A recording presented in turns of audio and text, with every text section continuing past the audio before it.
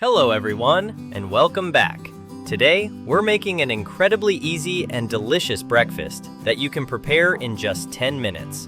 We're taking a simple tortilla, adding eggs, salami, fresh mozzarella, red onion, black olives, cherry tomatoes, and plenty of cheese. Then letting the air fryer do all the work.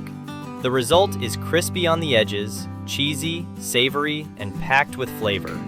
It's perfect for a quick breakfast, brunch, or even a light dinner when you don't want to spend much time in the kitchen. This recipe is so simple that anyone can make it, and you can easily customize it with your favorite toppings. So, let's get started and make this amazing tortilla breakfast.